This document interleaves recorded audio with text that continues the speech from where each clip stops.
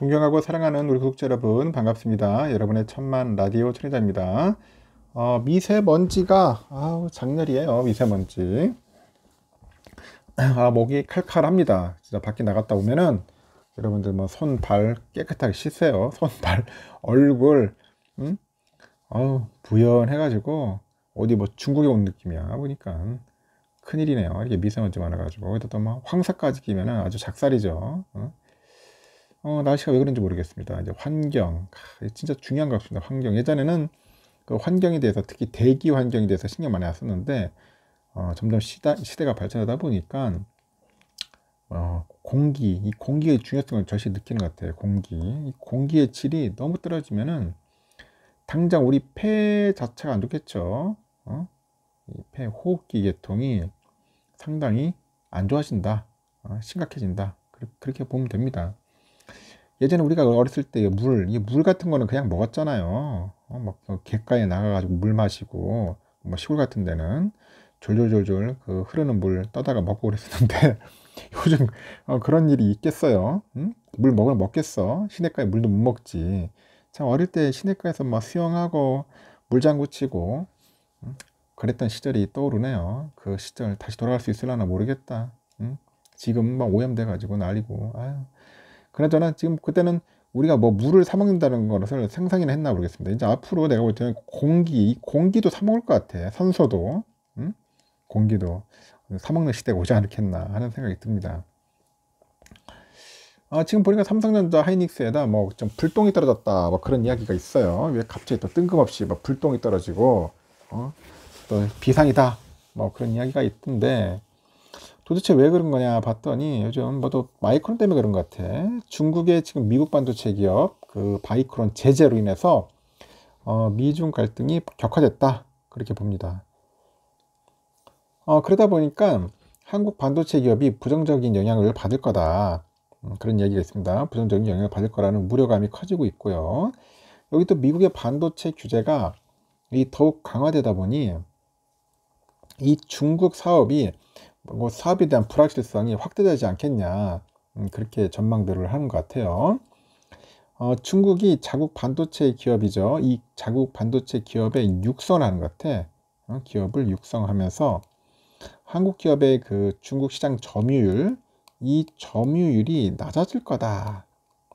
낮아질 거라는 그런 관측도 있더라는 겁니다.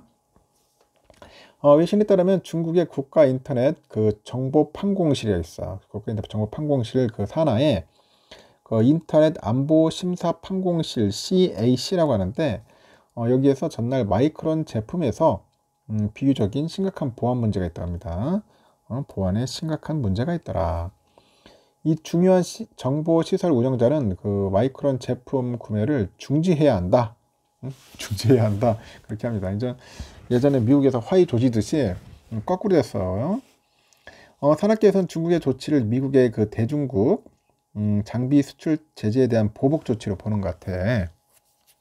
그래서 이제 미국 상무부는 이에 대해서 사실상 근거가 없는 그 제안에 단호히 반대한다 성명을 내놨습니다. 뭐 반대하면 뭐해? 중국 애들이 벌써 이제 칼자루 쥐고 칼춤 추고 있는데 결국 마이크론 작살 나는 거지 뭐. 마이크론 보니까 2022 회계년도 보니까 중국에서 49억 7,600만 달러 매출을 얻었습니다. 한 6조 한 6천억 정도 매출을 거둔 거죠. 그 마이크론 전체 매출의 한 16.2%예요. 그래서 이제 마이크론이 중국에서 이제 단물 잘 빨아먹었죠. 쭉쭉 빨아먹다가 이제 완전 시진핑이한테 작살 나는 것 같습니다.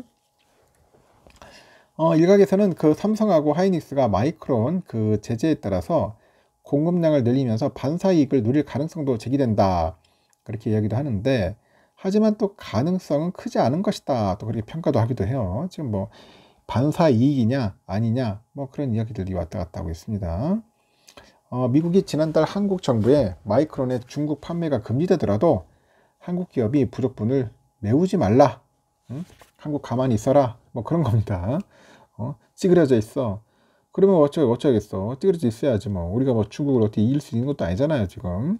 어느새 중국이 강대국이 되어버렸어요. 결국 중국의 눈치를 볼 수밖에 없는 게 현실이야. 슬픈 현실입니다.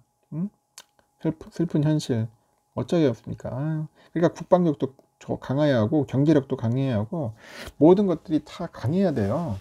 그렇지 않으면은 우리는 맨날 뭐 미국 눈치 보고 중국 눈치 볼 수밖에 없는 겁니다. 반도체 업계에서도 미중 갈등 격화에 따른 불확실성, 그런 고조 등을 우려하는 목소리가 높아요.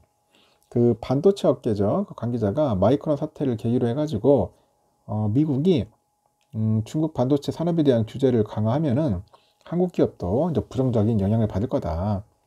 그런 이야기를 합니다.